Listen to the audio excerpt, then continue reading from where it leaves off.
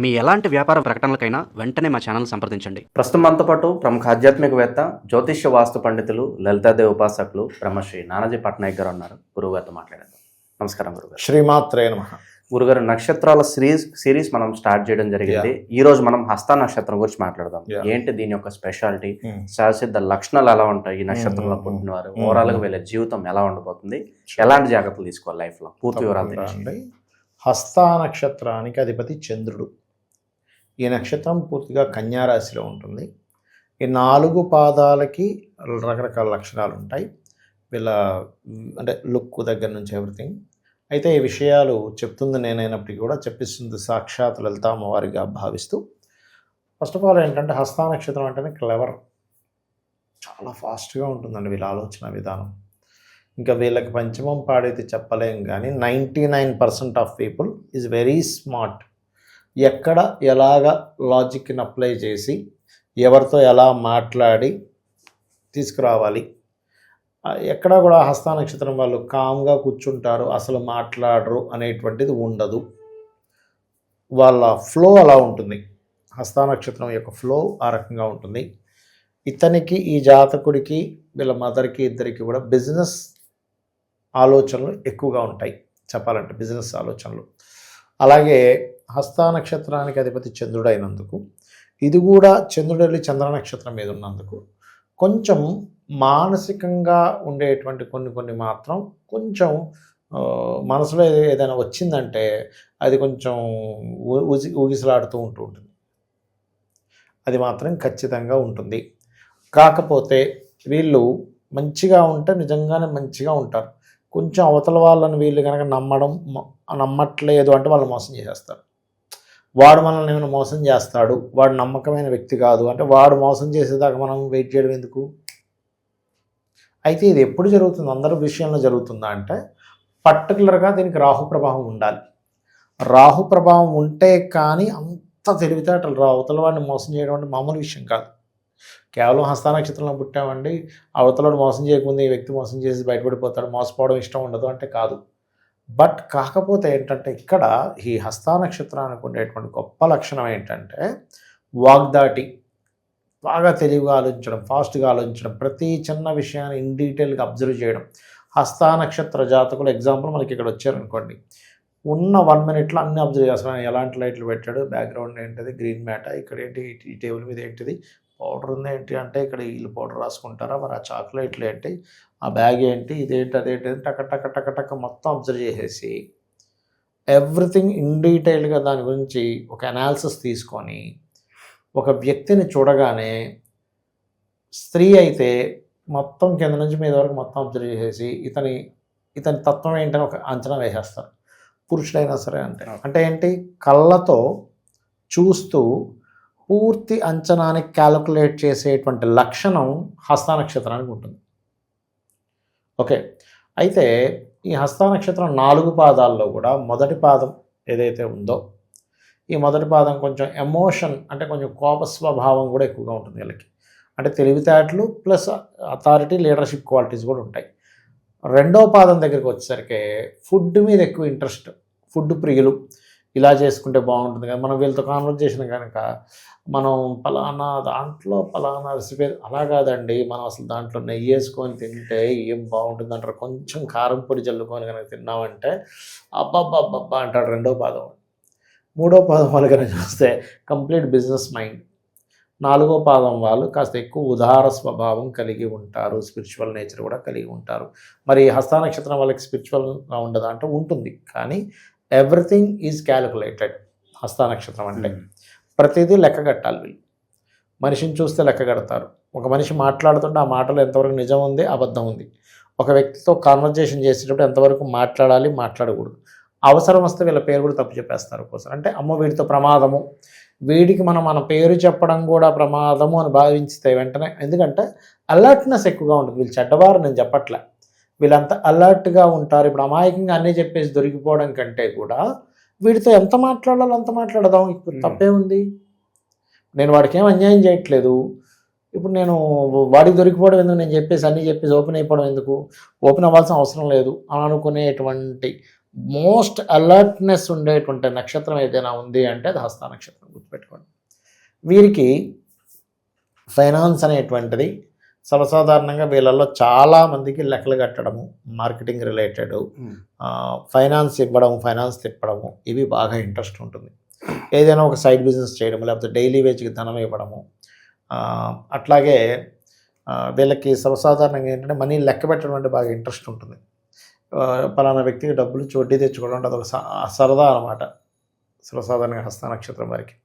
అయితే వీళ్ళు ఎక్కువగా ఎవరిని ఆరాధిస్తే వీళ్ళకి ధనయోగం బాగుంటుంది అంటే లక్ష్మీ అమ్మవారిని ఆరాధిస్తూ ఉండాలి.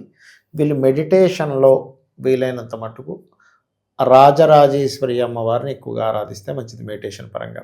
అయితే హస్త నక్షత్ర జాతకులకి తమ్ముళ్ళతో, చెల్లెళ్ళతో లేదా కన్యా రాశిలో కానీ కన్యా లగ్నంలో కానీ పుట్టినప్పుడు వీళ్ళకి రుణం అనేటువంటిది తమ్ముళ్ళు, చెల్లెళ్ళు, సిబ్లింగ్ వరుస వాళ్ళ వల్లే కొంత రుణం ఉంటుంది వీళ్ళకి. అంటే వాళ్ళ వల్లే కొంత స్ట్రెస్ అవ్వడము, అందులో ఖచ్చితంగా సిబ్లింగ్స్లో ఆడపిల్లలు ఉండడము, ఒకవేళ మగపిల్లలు ఉంటే వాళ్ళతో ఏదైనా కొంత డిస్టర్బ్ అవ్వడం లాంటివి ఉంటూ ఉంటాయి. వీళ్ళకు ఉండేటువంటి ఈ హస్త నక్షత్రం కానీ కన్యారాశిలో కానీ పుట్టిన వారికి వీళ్ళ యొక్క జీవిత భాగస్వామి యొక్క గైడింగ్ చాలా బాగుంటుంది. వివాహం సంబంధించిన విషయంలో కొంత స్ట్రెస్ ఏర్పడి దాని తర్వాత వివాహం అనేటువంటిది ఏర్పడుతుంది. అదేవిధంగా వీళ్ళ యొక్క వర్క్లో ఖచ్చితంగా వీళ్ళకి అంటే ఒక స్పిరిచువల్ లైన్లో ఉన్నాం అనుకోండి, జ్యోతిషం కనెక్టివిటీకి టచ్ ఉంటుంది. ఒక ఆఫీసులోకి జాబ్ చేస్తున్నాం, అక్కడ వీళ్ళు ఫుడ్ సంబంధించింది కానీ లేకపోతే అకౌంట్స్ సంబంధించింది కానీ ఖచ్చితంగా ఉంటుంది. లేకపోతే ఇంకోటి ఏదైనా చేస్తున్నాం అంటే ఈ సెక్టార్స్తో వీళ్ళ కనెక్టివిటీ ఉంటుంది కంప్లీట్గా. ఈ కనెక్టివిటీ లేకుండా వీళ్ళ లైఫ్ అనేటువంటిది ఉండదు, గుర్తుపెట్టుకోండి.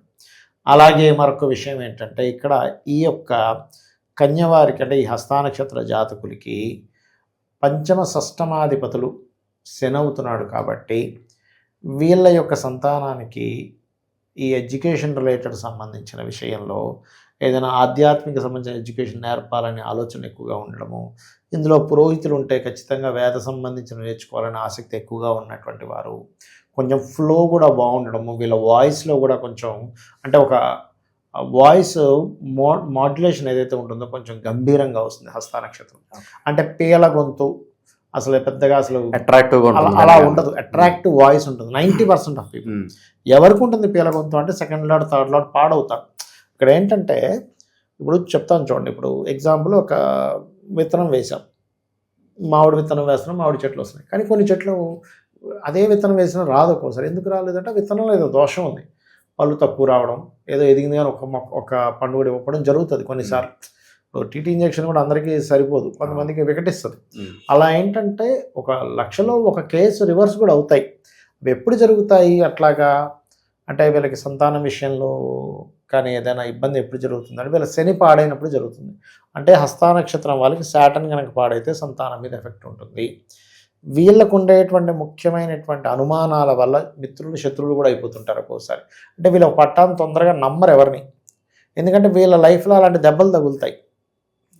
ఎలా అంటే ఇప్పుడు ఒక వ్యక్తి ఎందుకు నమ్మరంటే సహజంగా బుద్ధి ఎలా ఉంటుంది, లేకపోతే లైఫ్లో ఒక ఏజ్లో ఉన్నప్పుడు ప్రతి ఒక్కరు మోసం చేశారనుకోండి వీళ్ళని, ఇంకా అక్కడి నుంచి ఎలా ఉంటుందంటే అమ్మో ఎవరికి ఏది చెప్పకూడదురా బాబు, చెప్తే మోసం చేస్తున్నారు కాబట్టి మన అవతల మోసం చేస్తారనగా మనమే ముందు అలర్ట్గా ఉండడం మంచిది. అంటే వీళ్ళు ఏదో మోసగాళ్ళు మోసగత్తలు అని నేను చెప్పట్లే, అలర్ట్నెస్ ఎక్కువ ఉంటుంది హస్త నక్షత్రానికి ఉన్నటువంటి గొప్పతనం అది. ఎందుకంటే న్యాచురల్ 6th హౌస్లో ఉండే నక్షత్రము, న్యాచురల్ 6th హౌస్ అంటే ఏంటంటే ఎప్పుడు ఎక్కడ ఏ శత్రువు ఉంటాడో తెలియదు అనేటువంటి ఆలోచనలు నిండున్నటువంటి నక్షత్రం ఈ హస్త నక్షత్రం. ఓకే, అట్లాగే వీళ్ళు కనుక చంద్రుడు బాగున్నాడు, వీళ్ళకి ఫుడ్లో బాగా రాణిస్తారు చంద్రుడు బాగుంటే. ఇక్కడ చంద్రుడు ఎలా ఉన్నాడని చెక్ చేసుకోవాలి. పాపకత్తెల్లో ఉన్నాడా, శుభకత్తెల్లో ఉన్నాడా, ఏ నక్షత్రాల్లో ఉన్నాడు, మనకు నవాంశలో ఉండేటువంటి బలం ఎలా ఉంది, దిగ్బలాలు ఎలా చెందున్నాయి, అది ఉండేటువంటి నక్షత్రాధిపతి ఎలా ఉన్నాడు, ఇన్ని చెక్ చేసుకోవాలి. మూన్ బాగున్నాడా లేదా అని మనం నిర్ధారణ చేసేటప్పుడు. ఓకే, ఇక అదేవిధంగా సర్వసాధారణంగా వీళ్ళకి ఏంటంటే వైట్ కలర్స్, ఎందుకంటే హస్త నక్షత్రానికి అధిపతి చంద్రుడు కాబట్టి ప్రశాంతతనిస్తుంది. అండ్ అదేవిధంగా వీళ్ళకి సోమవారాలు బాగా కలిసి వస్తాయి చెప్పాలంటే. కాకపోతే ఎప్పుడు కూడా కలర్ కానీ రత్నం కానీ, ఇప్పుడు కామన్గా హస్త నక్షత్రం అనగానే మనకి ముత్యం పెట్టేసుకుంటారు. అయితే ఎప్పుడైనా సరే రత్నధారణ చేసేటప్పుడు ముత్యము చూపుడు వేలుకు కానీ ఉంగరం వేలుకు కానీ పెట్టుకోవచ్చు. స్త్రీలైతే ఎడం చేయి, పురుషులైతే కుడి చేయికి పెట్టుకోవాలి.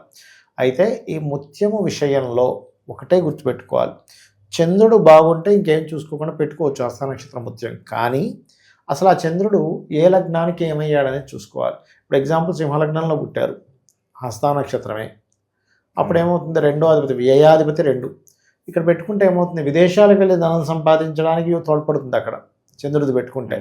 అంతేగాని అన్నిటికీ యోగించదు. నేను యుఎస్ వెళ్దాం అనుకుంటున్నానంటే అవుతుందంటే అప్పుడు నువ్వు ముత్యం పెట్టుకోమని చెప్పాలి. వ్యయాధిపతి కదండి అంటే వ్యయాధిపతి 2లో ఉన్నాడు, ధనస్థానంలో ఉన్నాడు. ఏమంటే విదేశాలు, విదేశీ కారకుడు ధనస్థానంతో కనెక్టివిటీ అయ్యాడు కాబట్టి అక్కడ ఇస్తుంది యోగం.